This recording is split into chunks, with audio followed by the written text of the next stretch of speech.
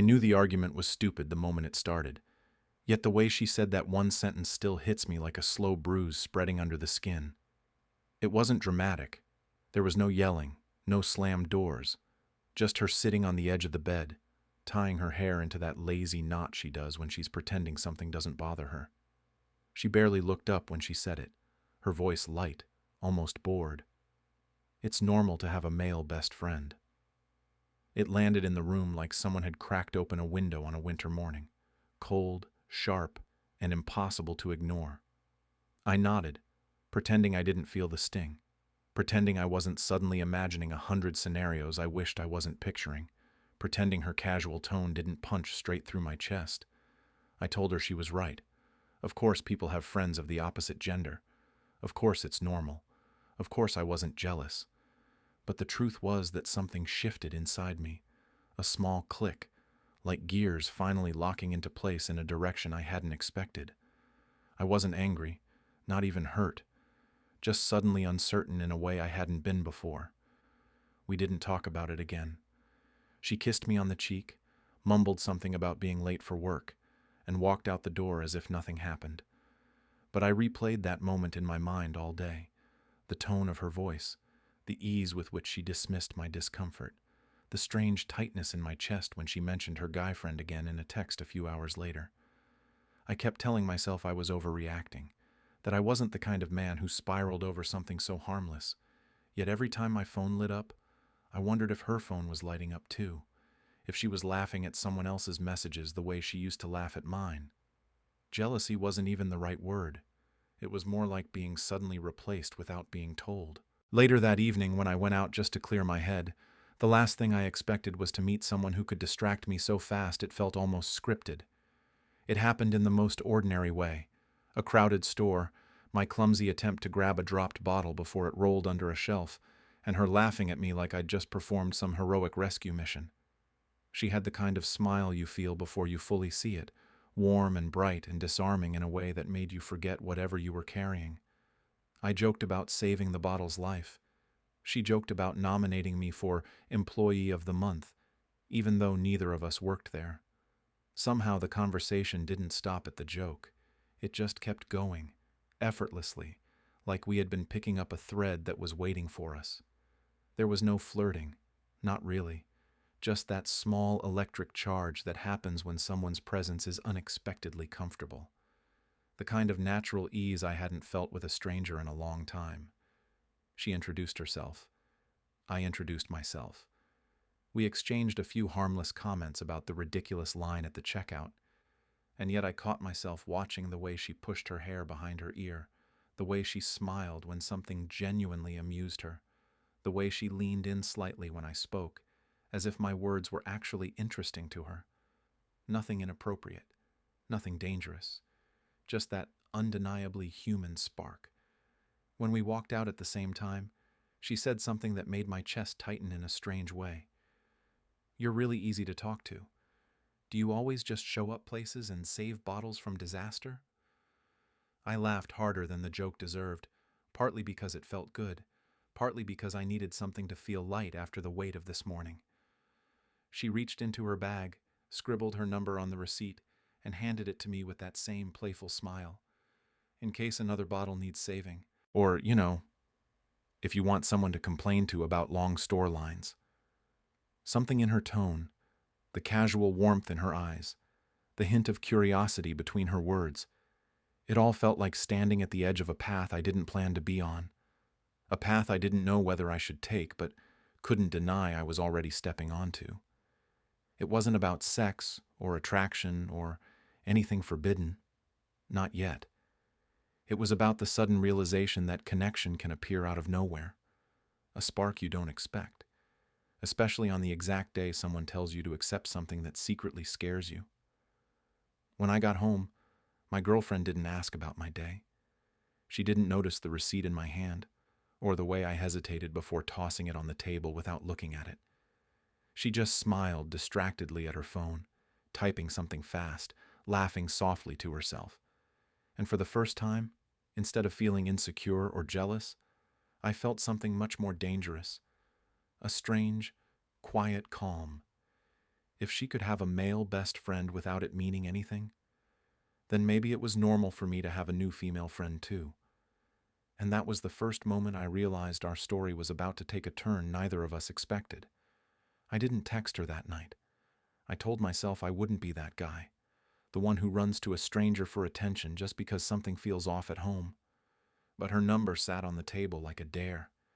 Every time I passed by it, I felt the weight of that moment in the store, the warmth of her laughter, the unfiltered way she looked directly at me when she spoke. It was more real than I wanted to admit. And yet, I ignored it. I told myself it didn't matter, that it wasn't important, that I was being dramatic. The next day, my girlfriend was all sunshine and casual affection, the kind that feels just a bit too casual. She asked what I wanted for breakfast. She kissed the back of my neck while I made coffee, and she even joked about how I needed friends of my own, so I'd stop hovering around her on weekends. It sounded harmless, but something in her tone felt like she was nudging me toward a direction she didn't fully think through. Maybe she meant it as encouragement, maybe as deflection, maybe as a way to feel less guilty about how glued she'd been to her phone lately. I couldn't tell. By noon, while she was laughing at something her male best friend had sent her, I finally caved and sent a simple message. Did you save any bottles today, or should I stay on standby? It was stupid, light, harmless, safe. She replied within seconds, and just like that, there was that spark again, the kind that felt like the beginning of an inside joke that could go on forever. One message turned into another, and soon we were talking about everything except the obvious, the unspoken tension that lived between lines. That afternoon, she asked if I wanted to grab coffee after work. Not a date, she emphasized that, just two people continuing a random, surprisingly fun conversation. I hesitated, not because I didn't want to go, but because the idea of telling my girlfriend made my chest tighten. But then I remembered her words. It's normal to have a male best friend. The fairness of it pressed into me like someone was pushing a thumb on a bruise. So I agreed. Meeting her again felt strangely natural, like we were picking up from the exact moment we left off. The conversation flowed too smoothly, jokes turning into stories, stories turning into confessions about small things, annoying coworkers, the weird dreams she had when she slept poorly, the way she hated when people pretended everything was fine just to avoid conflict. She spoke with her hands, animated and expressive, and every time she laughed, she tipped her head slightly forward like she was letting me into a secret fewer people were invited to see. There was no flirting, not intentionally. But there was something electric in the way our knees almost touched under the table, in the way she brushed her hair away when she got excited, in the way her eyes held mine a moment longer than necessary when she was making a point. Innocent, but undeniably charged. And I felt it. I won't pretend I didn't. But it wasn't sexual. Not in any explicit way. It was the kind of attraction that sits low and warm, humming under the surface, waiting for permission that neither of us was giving. Halfway through the conversation, she suddenly looked at me and said, "You're interesting. You know that? Not in the fake, forced way most people are. You actually listen." It shouldn't have affected me as much as it did, but something in her voice made it feel personal, intimate. Like she noticed pieces of me I didn't even know were visible. I felt my pulse speed up in a way I couldn't control. When I got home, I told my girlfriend where I'd been. I didn't hide it, didn't lie, didn't soften it. She blinked, then smiled, too quickly, too brightly. "That's great," she said. "See? I told you making friends was good for you." But her voice wavered. Her smile didn't reach her eyes. And when she hugged me, her hands rested on my back like she wasn't sure whether to pull me in or keep me at a distance. Later that night, when I caught her glancing at my phone while pretending not to, I felt the shift deepen. Something unspoken had changed. She was trying to act supportive, but something in her expressions, her tone, the slight tension in her shoulders, it all hinted at a jealousy she couldn't admit out loud. I lay in bed, staring at the ceiling, replaying the entire day. The laughter, the conversations, the tiny brushes of accidental closeness. The contrast between the two women in my life suddenly felt sharper than it should have been. One familiar but distant, the other new but strangely connected. I told myself it was harmless, that I wasn't doing anything wrong, that meeting someone who made me feel seen didn't mean I was crossing any lines. But deep inside, I knew a boundary had already shifted. Quietly, subtly, the way snow melts before anyone notices the water pooling underneath. And I couldn't shake the feeling that this was only the beginning. I realized something was wrong the moment she asked the question in that too soft tone people use when pretending they aren't bothered. It was late, close to midnight, the kind of hour when the house feels quieter than it should, and I was sitting on the couch scrolling mindlessly while trying not to think about how easy it had been to talk to someone else earlier that day. My phone lit up, a simple joke from my new friend about how she almost spilled her coffee again, and I couldn't stop the smile that tugged at my mouth. It wasn't romantic, not really, just warm, human, honest.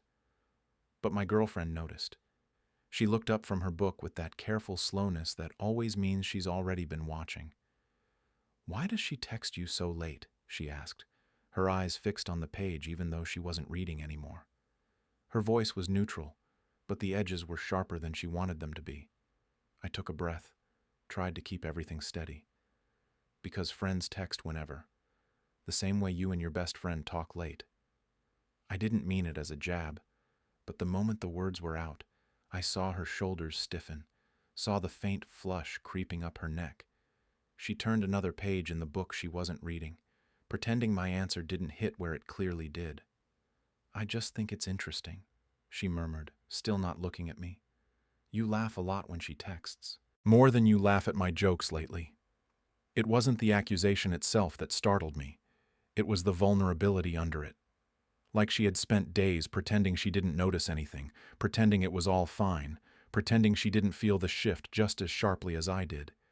And yet, instead of admitting she was jealous, she kept insisting everything was normal. She closed the book slowly and finally looked at me, her eyes darker than usual. "I'm glad you're making new friends," she said, voice flat enough to be a lie. "Really, it's good for you." But she didn't sound glad. She sounded like someone trying to convince herself she didn't care. The next few days were a strange mix of calm and tension, like walking through a house where a glass is slowly sliding toward the edge of a table. One minute everything felt normal. The next minute she was asking, "Are you texting her?" in the middle of a conversation that had nothing to do with it. Sometimes she tried to joke about it. "Wow, she must be really entertaining." But her smile would falter too quickly, and her eyes would drift toward my phone like she was waiting for it to betray her. Meanwhile, my new friend kept being herself. Unfiltered, funny, sharp in the best way. She told me one afternoon that she once dated someone who made her feel like she wasn't allowed to talk to other guys. "It messed with my head," she admitted quietly. "I started hiding things just because I felt judged, even when I wasn't doing anything wrong." She didn't know she was describing my girlfriend's growing suspicions. She was just sharing a piece of her past. But the way she said it, gentle, open, not fishing for anything, made something in my chest loosen. It was the kind of emotional honesty that doesn't ask for permission. I told her, almost without thinking, that my girlfriend had a male best friend.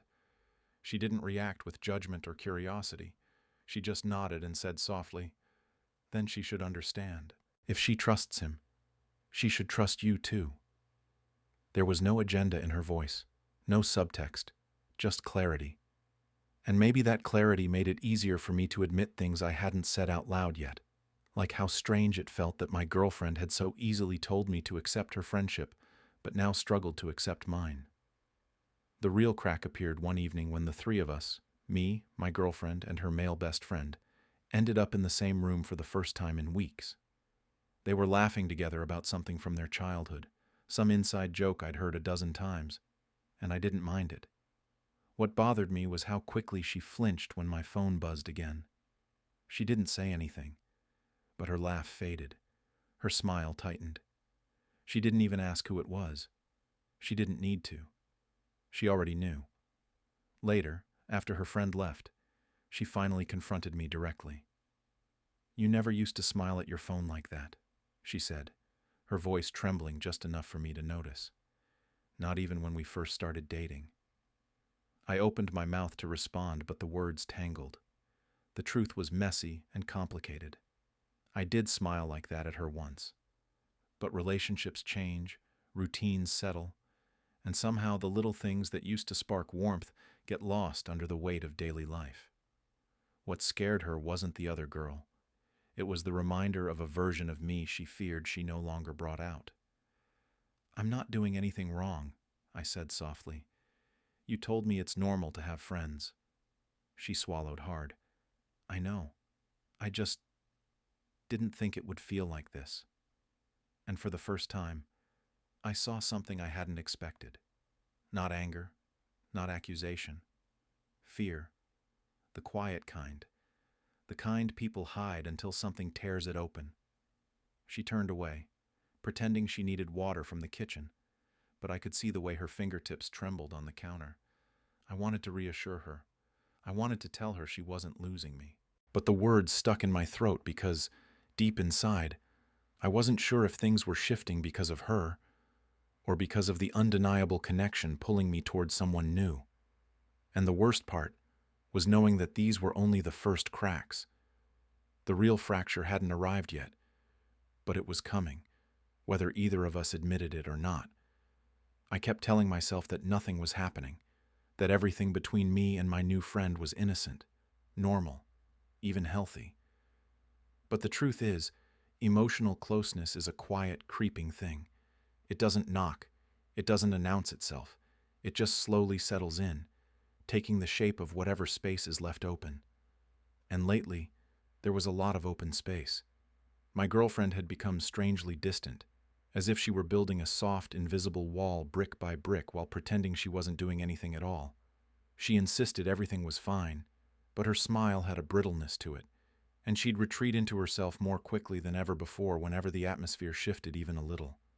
She wasn't cold, not exactly, but it felt like she was always a few steps behind me, or a few thoughts away from me, watching instead of participating. Meanwhile, with my new friend, things unfolded in a way I hadn't expected. One evening we met for coffee again, something casual, nothing planned, and what started as harmless small talk somehow unraveled into a long, raw conversation about family, childhood, and the strange ache people carry into adulthood. She told me things she said she hadn't told anyone in years, how she felt abandoned by someone she loved once, how she learned to laugh through the pain because silence made her feel trapped, how she never wanted to be with someone who couldn't be emotionally honest. The room buzzed with that kind of soft, late-night intimacy that isn't sexual but feels close enough to make your breathing slow down. I listened, really listened, and when I opened up in return, she looked at me with this warm, attentive softness that made me feel both exposed and understood, like she saw straight through the noise I'd been carrying. When she brushed her knee against mine under the table, accidentally maybe, it sent a small, undeniable shock through me. She didn't pull away immediately. She let the contact linger for a second too long, her eyes flicking up to meet mine. There was nothing explicit in the glance, but the tension curled quietly between us, subtle yet unmistakable. It wasn't about sex. It was about being seen, wanted, chosen. And that kind of closeness is its own kind of danger. Afterward, we walked outside, and the air was cool enough to make her tuck her hands into her pockets. She leaned her shoulder into mine for a second when she laughed, a casual touch that felt anything but casual. "You're easy to talk to," she said softly, almost like she regretted the words as soon as she said them. "I feel like I don't have to perform around you." I didn't know what to say, because I felt the same way, and admitting that felt like crossing some invisible threshold, one I wasn't sure I had the strength to step back from. At home, my girlfriend was curled up on the couch with her phone, but she locked it so fast when she heard the door that it startled both of us. She tried to cover it with a casual greeting, a kiss that barely grazed my cheek, but her defenses were rising, unmistakable and sharp. When I told her I'd been out with my friend, her whole body stiffened, not dramatically, but enough that I felt it like a pulse. She said she was happy for me, that she wanted me to have people in my life, but the words came out thin and strained. Over the next week, the emotional distance stretched wider. She still talked to her male best friend constantly, but now she was oddly defensive about it. Whenever I walked into the room, she'd tilt the screen slightly away or end the conversation abruptly. She'd tell little half-truths about where she'd been or who she'd talked to, not because she was hiding cheating. Something deeper was brewing. She was hiding her fear, her insecurity, her suspicion, and she didn't have the language to admit it. One night, after another small fight born from nothing and everything, I lay awake beside her. She was turned away from me, breathing evenly, but her posture was tight, like even sleep wasn't giving her any peace. I stared at the ceiling, thinking about the girl who told me her secrets over coffee, and about the woman lying next to me, who used to be the only person I shared anything with. I didn't want anything to happen between me and my friend. I kept repeating that to myself, like a mantra. But the boundary between friendship and something else had already started to blur. Slowly, subtly, the way a picture loses definition when you step too close. And the worse my girlfriend's defensiveness became, the more natural it felt to confide in someone who wasn't pushing me away.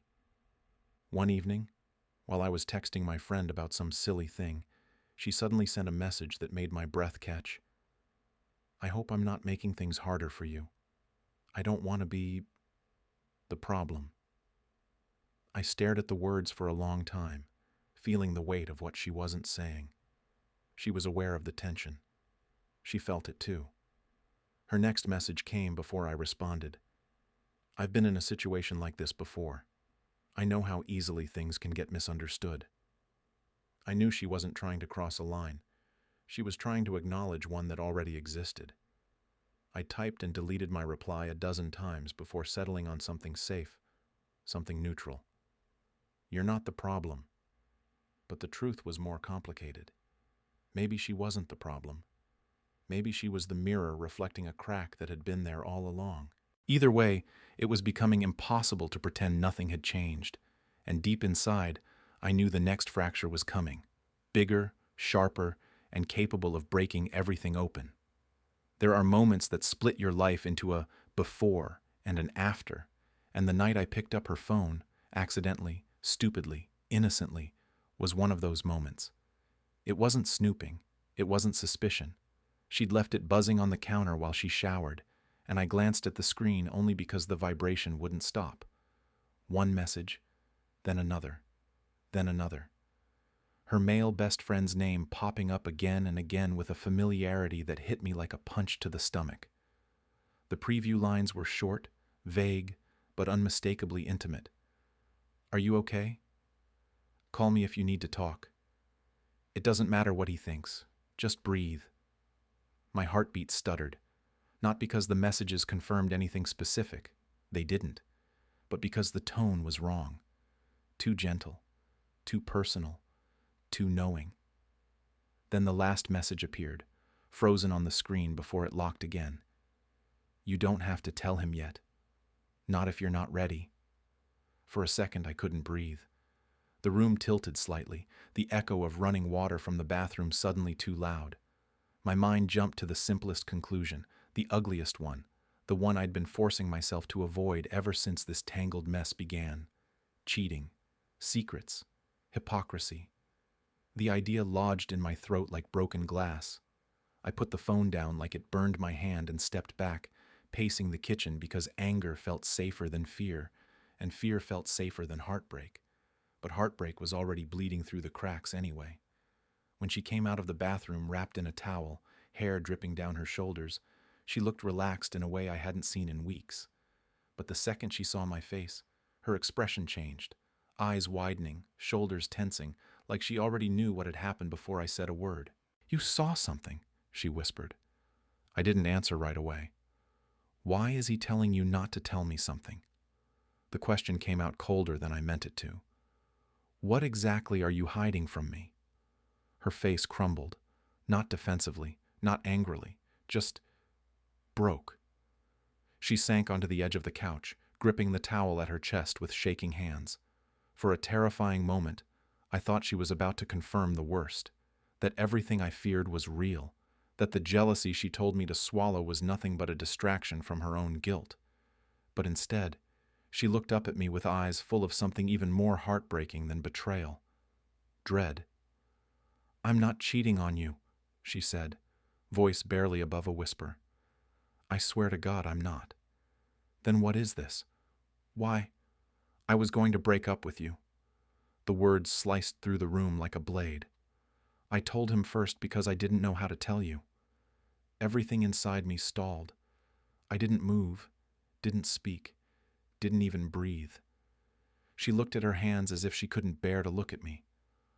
"I thought you were falling for her," she said, her voice cracking.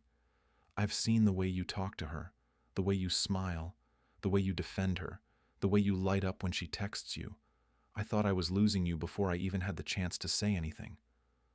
I staggered back a step. "So instead of talking to me, you started planning to end everything on your own?" Tears slipped down her cheeks. She wiped them away angrily, as if punishing herself. "I didn't want to be the pathetic girlfriend begging for attention. I didn't want you to stay out of obligation. I didn't want to fight her for you because I felt like she already won without trying." The words hit me with a force that made my chest tighten painfully. She wasn't angry. I could handle anger. She was scared, terrified, and the realization twisted something inside me. "You thought I was in love with her?" I asked quietly. "I didn't think," she whispered. "I felt, and feelings don't wait for evidence." She covered her face with her hands, her voice muffled and trembling. "I'm sorry. I shouldn't have talked to him about it. I shouldn't have planned an exit before giving you a chance to explain. But I panicked. I spiraled. I thought the kindest thing would be to leave before you did." I sat down slowly, the weight of everything crushing me from the inside. The anger faded into something softer and heavier: exhaustion, confusion, a sense of standing on the edge of a cliff with no idea whether to step back or fall. "You were really going to end things?" I asked, unable to keep the hurt out of my voice. She nodded. "Not because I wanted to, because I thought it would hurt less than waiting for you to choose her over me." For a long moment, neither of us spoke. The room buzzed with the ghosts of unasked questions, unspoken fears, unhealed insecurities. And it hit me then. This wasn't about cheating. This wasn't about betrayal. This was about two people slowly drifting apart, one running toward emotional safety, the other toward emotional connection, both terrified of admitting what they saw happening. She reached for my hand hesitantly, like she expected me to pull away. "I still love you," she said. "I just thought you were already halfway gone." And for the first time, I couldn't tell if she was wrong. The morning after everything broke open felt strangely quiet, like the world was holding its breath around us. We didn't wake up tangled together or pretending nothing had happened. We woke up on opposite edges of the bed, both staring at the ceiling, both trying to process the truth that had detonated the night before. She didn't reach for me. I didn't reach for her. There was a grief in the room that felt like fog, thick, heavy, blurring everything we tried to see clearly. We barely spoke while getting ready. I watched her move around the apartment with that hollow, distracted stillness people have when they're living through a moment they don't want to name out loud. She kept rubbing her thumb along her palm, a nervous tic I'd learned to recognize years ago. It meant she was trying to hold herself together. But the truth was simple and brutal. She had already emotionally ended things before I even saw the messages. All I did was stumble into the evidence. And now, no matter how many times she whispered, "I'm sorry," the damage was already settled in my bones. A quiet separation was inevitable. We both felt it.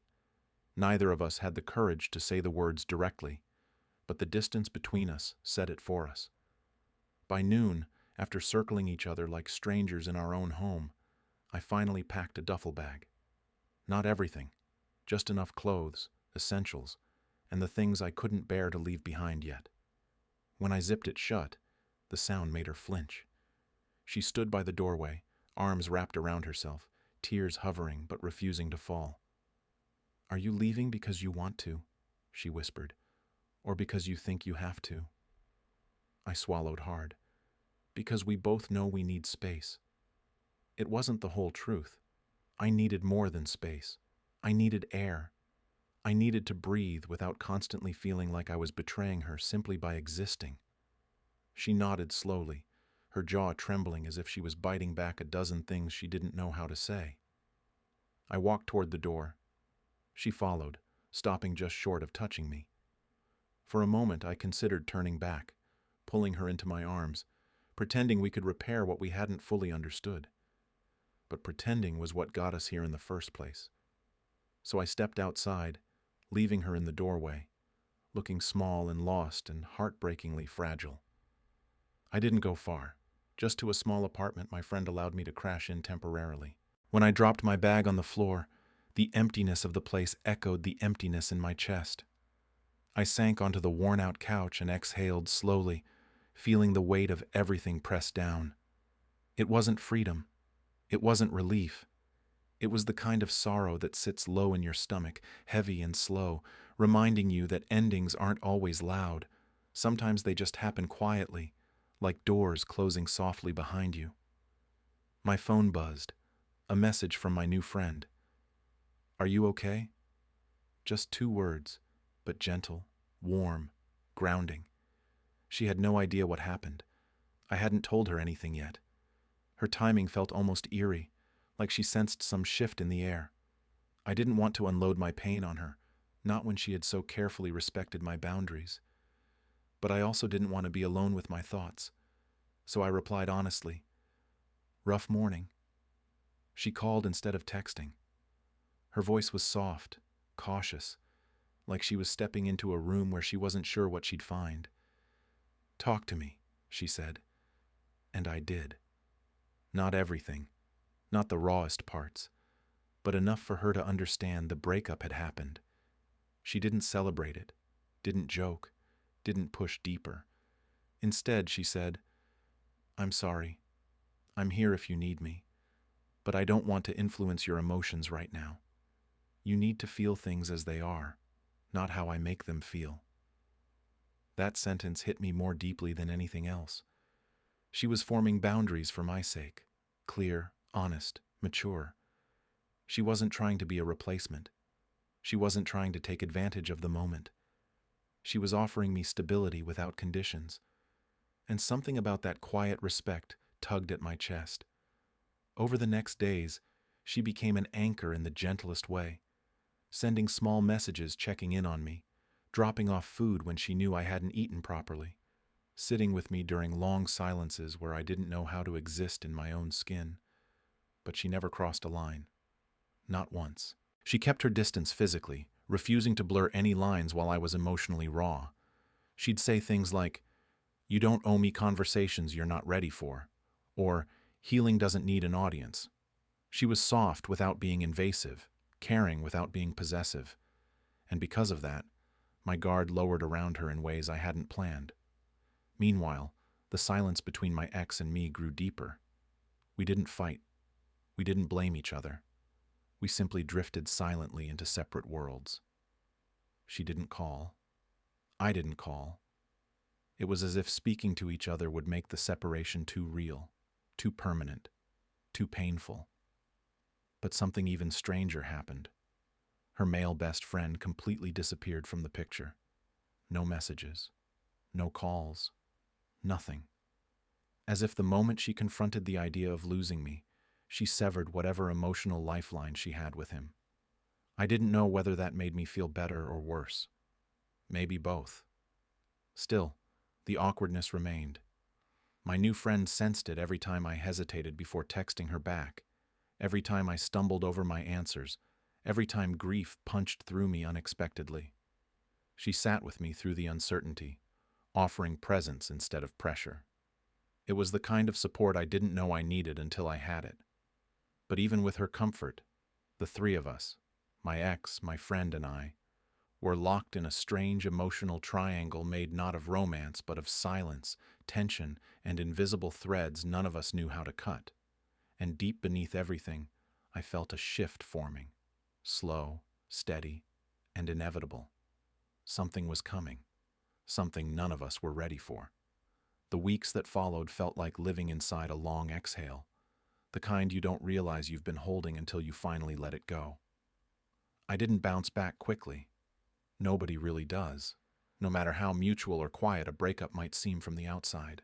There were nights I lay awake, staring at the ceiling, hearing echoes of old conversations, remembering small habits I didn't even know I'd memorized. Healing isn't a straight line.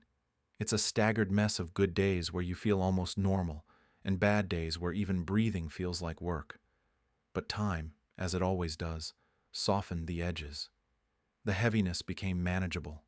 The silence became less suffocating. And through all of it, my new friend was a constant presence. Not overwhelming, not invasive, just there. The kind of there that makes loneliness feel less like a punishment and more like a temporary state you're allowed to move through. We never crossed any lines. Not once. She understood the strange, fragile space I was in, and she respected it more than I respected it myself. Sometimes she'd drop by with takeout and we'd eat in silence while watching some stupid show, her foot tapping lightly against the leg of the coffee table. Sometimes we'd walk late at night just to clear our heads, talking about everything except the obvious storm hovering between us. And sometimes she'd just sit next to me, not touching, not pushing, letting the quiet wrap around us in a way that felt strangely safe. The closeness between us grew in small, almost imperceptible increments. A shared joke here, a longer than usual glance there, the warmth of her voice when she said my name, the gentle way she changed the subject whenever she sensed I was about to fall apart emotionally. She was becoming important to me, not because she filled the space my ex left behind, but because she existed in her own space, with her own light. She wasn't a replacement. She wasn't a distraction. She was someone who made life feel less heavy without asking anything in return. Meanwhile, my ex vanished from my daily life with a painful, clean precision. No calls, no texts, no desperate late-night messages. Just silence. The kind of silence that tells you she doesn't want to reopen a wound she barely survived closing. A part of me respected her for it. Another part wondered if she hated me. And an even deeper part wondered if she missed me as much as I missed the version of her I once loved. But I didn't reach out. I didn't break the quiet. I didn't chase what had already quietly died. Until the day she reached out to me first. It happened on an afternoon that felt deceptively normal. I had just finished helping my friend pick out a gift for her niece, something small, pink, and covered in glitter, when my phone buzzed with a name I hadn't seen in weeks. I froze. My friend noticed immediately. She paused, her hand hovering over a shelf of candles, her eyes flickering with concern. "Is that her?" she asked quietly. I nodded, unable to speak for a moment. "You should answer," she said, not out of jealousy, not out of hesitation, but out of genuine care. Ignoring it won't make anything easier. So I stepped outside the store, leaning against the wall as if I needed physical support to face the past. Her message was short. "Could we talk? Just once." My heart thudded painfully. I wasn't angry at her. I wasn't afraid of her. I was afraid of what hearing her voice again might unlock. Memories, guilt, longing, confusion. But I knew I owed her something. Closure, at the very least. When we met a few days later, she looked different, softer, quieter. The fear that had once darted behind her eyes seemed replaced with something more grounded. Sadness, yes, but also clarity. She sat across from me at a small cafe we used to love, her fingers wrapped around a mug she wasn't drinking from. "I've been thinking a lot," she started. Her voice trembled, but she didn't break. "About us. About what went wrong. About what I did. I'm not asking for anything from you. I just needed to say some things out loud." I listened. Really listened. She apologized again, but not in a frantic or desperate way. Quietly, thoughtfully, taking responsibility without trying to rewrite history.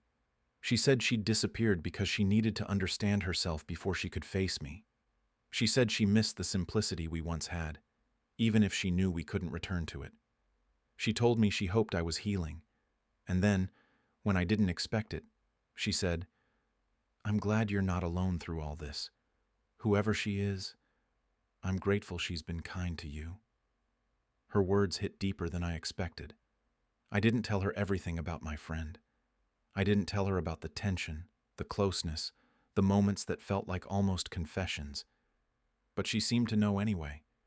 Women can feel those things instinctively. When I got home that evening, my friend was sitting on the couch, knees pulled to her chest, waiting for me. She didn't ask how the meeting went. She just looked at me with those soft, steady eyes and said, "If you want to try again with her, I'll support that." I was stunned. "Why would you say that?" I asked. She shrugged lightly.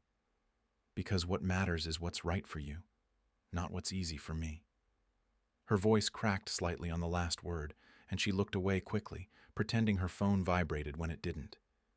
In that moment, I realized something painful and undeniable.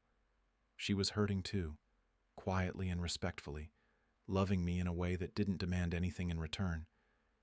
And with every passing day, the line between friendship and something more was blurring further. But the choice wasn't mine to make yet. Not fully. Because the biggest truth, the one neither of us saw coming, was still waiting in the shadows. And it was about to change everything. I thought meeting my ex once would be enough. That we would sit down, spill whatever final fragments of emotion we had left, and then drift back into our separate lives with some kind of quiet understanding. But life never works that neatly, especially when feelings were never fully extinguished, just buried under layers of fear, confusion, and silence. A few days after our conversation at the cafe, she reached out again. Not with anything dramatic, just a message asking if we could walk together in the old park near our apartment, the one where we used to take lazy Sunday strolls, sharing ice cream like teenagers who didn't know the weight of real responsibility yet. Something in her message felt heavier, more intentional, like she had rehearsed sending it for hours before pressing send, and that alone made my stomach twist. I didn't tell my friend right away, not because I was hiding anything, but because I needed to understand my own motives. Was I going to find closure? Or was I opening a door I wasn't sure I wanted to walk through? By the time I met my ex at the park, the sky was a muted gray, the kind of weather that makes everything feel softer and more serious. She wore a simple coat, hair tied loosely, no makeup except for a faint pink on her lips. She looked like herself again, not the defensive version, not the anxious version, just her. We walked in silence for a while, our footsteps crunching lightly against the gravel path. Finally, she exhaled, long and slow. "I didn't ask you here to talk about the breakup," she said, her voice steady but lined with vulnerability. "I asked you because I miss you." The words hit me like a small, controlled explosion, quiet but powerful. She kept her eyes ahead, as if afraid of what she might see in my face. "Missing you doesn't mean I expect anything from you," she continued. "It just means I've realized how much I took for granted." She explained how, after I left, she'd started reflecting on how her insecurities had built inside her slowly, like a leak she never learned to fix. "I thought if I acted unbothered, I wouldn't lose you," she said. "But pretending not to care was exactly what pushed you away." She paused, her breath catching slightly. "And then I saw how she cared about you, how she filled all the spaces I stopped showing up for. And I hated that. Not because she was doing anything wrong, but because she was doing everything right." I stopped walking, turning to face her. She met my eyes with a look that was raw and unguarded. Not manipulation, not guilt, just honesty. "I know I'm late," she said quietly. "I know I'm not entitled to another chance. But if there's a part of you that still feels something, I just need to know." Her confession hit me harder than I expected. I remembered our history, the years we laughed together, the routines we built, the intimacy we shared long before jealousy poisoned the edges of our connection. I remembered the woman who once hugged me in the kitchen at midnight because she said, "I felt like home." But I also remembered how far we drifted, how long I'd felt alone beside her, how much of myself I had poured into someone who had already stopped meeting me halfway. She took a shaky breath. "I don't want to rewrite what happened," she said. "I don't want to pretend I didn't mess up, but I want to try. If you still want me, even a little bit, I want to try." My heart thudded in my chest, heavy and conflicted. Part of me felt the old pull, the comfort of familiarity, the echo of love that still lived in the corners of my memory. But another part of me felt the gentle, steady warmth of someone new, someone who had been patient with me, present with me, protecting my space instead of invading it. Someone who understood me without needing years of history to do it. "I don't know what I want yet," I finally admitted. "But I don't want to lead you on. I don't want to give you hope if I can't follow through." She nodded slowly, accepting the answer even though it clearly hurt. But then she said something that surprised me. "Whatever you choose, I don't want to lose you completely. Even if we can't fix us, I want to at least end in a place where we don't feel like strangers." It was a reasonable request, painfully reasonable, and I agreed. We walked a little more, talking about lighter things, old memories, stupid jokes, favorite foods, knowing the heavy part had already been spoken. When I got home, my friend was waiting on the couch again, flipping through a book she wasn't reading. She looked up immediately, studying my expression with quiet precision. "You saw her again," she said, not accusing, not defensive, just stating a fact. I nodded. She closed the book gently, folding her hands in her lap. "I'm not going to ask what she said," she murmured, "but I need to say something." She took a breath, steadying herself. "If there's even a small part of you that believes you two could fix things, I don't want to be the reason you don't try. You've loved her longer than you've known me. That matters." Her voice trembled at the end, despite her effort to keep it firm. Her generosity, her maturity, it almost hurt. She was offering to step aside for my happiness, even if it broke her heart. And that kind of love, the unselfish kind, is the most dangerous of all. I sat beside her, close enough to feel the warmth radiating from her skin. "I don't know what's right yet," I told her. "I don't know what my heart wants. But I don't want to hurt you either." She gave a small, sad smile. "If you choose her, I'll survive," she whispered. "But if you choose me, I need to know you're choosing me fully, not as an escape." Her honesty wrapped around me like a knot I couldn't undo. I felt the pull in both directions, my past tugging at one arm, my present tugging at the other. And for the first time, I understood the full weight of the decision that was slowly forming inside me. But the universe wasn't done complicating things, because the biggest confession, the one that would reshape everything, was still waiting to be spoken. There are confessions that slip out quietly, almost by accident, in a moment of softness or vulnerability. But then there are the confessions that sit in someone's chest like a storm, gathering pressure day after day until the smallest touch, the slightest shift, cracks everything wide open. Hers was the second kind.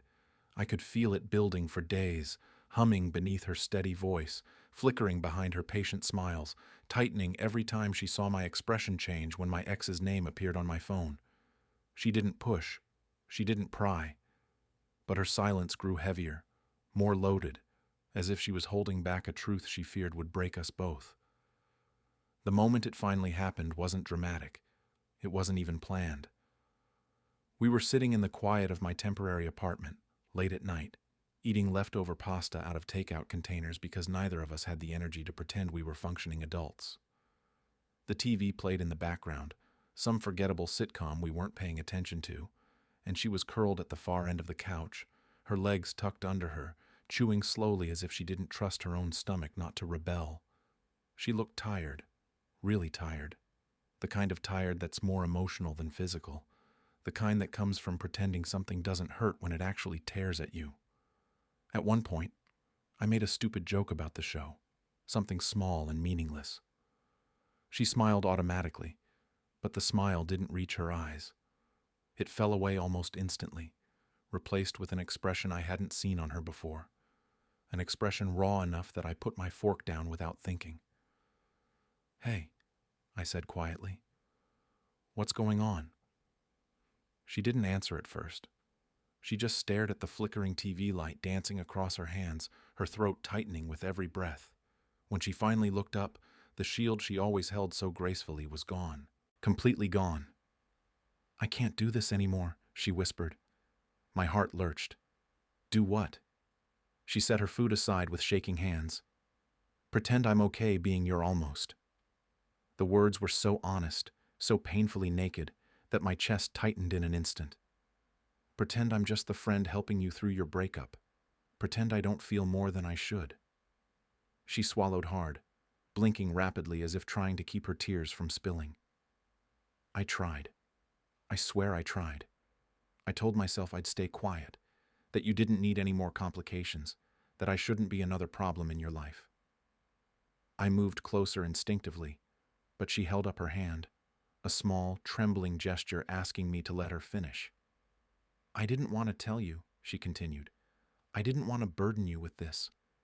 But every time you see her, every time she calls, every time you talk about maybe figuring things out with her, I feel like I'm ripping myself apart from the inside." Her voice cracked finally, a small sound that felt too intimate to witness. "I'm in love with you. I've been falling for you since the moment we met, and I tried to hide it. I tried to fight it, but it's not going away." The words hit me like a second heartbeat pounding in my chest. Unexpected yet inevitable, shocking yet familiar. I had felt the tension between us growing. Yes, I had felt the closeness deepening, the warmth thickening, the charged moments lingering too long. But hearing her say it, hearing her confess love with that kind of trembling honesty, it shattered something inside me. She wiped her cheek, frustrated with herself. "I know this isn't fair," she said. "I know you're confused and hurting and trying to piece your life back together. I know your ex still means something to you. I'm not asking you to choose me. I'm not asking for anything at all. I can't breathe under this silence anymore." I leaned forward, elbows on my knees, trying to gather the whirlwind inside me into something I could articulate. "You should have told me," I said softly. "Not because I expected it, not because I wanted pressure, but because it matters. You matter." Her eyes flicked up at that, hopeful and terrified at once. I took a slow breath. "I care about you, more than I've wanted to admit out loud. But everything is tangled right now. I don't want to hurt you. I don't want to hurt her." She nodded quickly, as if preparing herself for rejection. "I know. And I swear, I don't want to force you into anything. I just couldn't keep pretending I didn't feel this way." I reached for her hand then, not romantically, not passionately, but gently, grounding her as much as grounding myself. Her fingers curled into mine slowly, hesitantly, like she was afraid I'd pull away halfway through.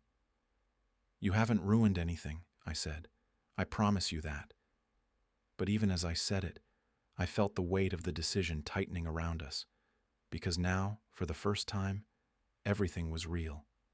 No more assumptions, no more subtext, no more pretending. Love had entered the room from two directions, and I was standing dead center. She squeezed my hand once, her voice small and breaking when she whispered, "I'm scared." "So am I admitted. We sat there like that for a long time, in the dim glow of the TV, our hands intertwined, our breaths uneven, our hearts thudding with truths that refused to be ignored. It was the most fragile moment of my life, caught between the past that still haunted me and the future sitting inches away, trembling and hoping. But the universe wasn't done with us, because the final twist, the one that would shake everything into a completely different shape, hadn't revealed itself yet. And when it did, nothing would look the same again. The universe has a strange way of revealing the truth, not gradually, not gently, but all at once, like someone yanking the curtain off a window and flooding the room with light you didn't ask for. That's exactly how the final twist came crashing into my life. The morning after her confession, I woke up earlier than usual, mind restless from a night of turning every emotion over and over like stones I couldn't stop touching. I needed clarity. I needed air. I needed something. So I walked. Aimlessly at first, hands shoved deep in my jacket pockets, replaying every word she had said the night before, every tremor in her voice, every flicker of fear in her eyes. And then my phone buzzed with a name I hadn't expected. My ex. It was a short message. "I need to talk to you. It's important." My stomach tightened. I didn't want another emotional blow, but something in the wording, urgent, restrained, told me this wasn't about us. Not exactly. So I agreed to meet her in the small cafe near her apartment, the one that had always smelled like cinnamon and burnt espresso. When I arrived, she was already there, sitting at a corner table, hands clasped together in a way that made her look younger and more fragile than I remembered. She didn't waste time. No greetings, no small talk, just a deep breath and a confession that detonated the last fragile certainty I had left. "I need to tell you the truth about him," she said, eyes shimmering with a mix of shame and relief. For a moment I braced myself for the worst. Cheating, emotional affairs, lies. But what came out of her mouth wasn't anything I'd imagined, not even close. "He's my stepbrother," she whispered. I blinked once, twice. My brain stalled, refusing to process the words. "What?" She nodded, exhaling shakily. "We never tell people. Almost no one knows. Our families keep it quiet. We grew up together part-time, and people always assume the worst, so we stopped explaining. It's easier to let the world think we're just friends." She swallowed hard, eyes fixed on the table. "I never told you because I didn't want it to become a conversation about jealousy or boundaries, and because I didn't want to put his business into the open. He didn't want people knowing either." Slowly, painfully, the puzzle pieces slid into place. The secrecy, the emotional closeness, the defensiveness, the way he vanished from her life the moment we broke up, as a protective brother might, not as a guilty lover. The messages on her phone suddenly made a different kind of sense. So when he said, "You don't have to tell him yet," he meant... She nodded again, finishing for me. He meant the breakup, not cheating, not lies. He was telling me to wait until I was sure, to think things through. My chest tightened painfully, a mix of relief and guilt swirling into something messy and bitter.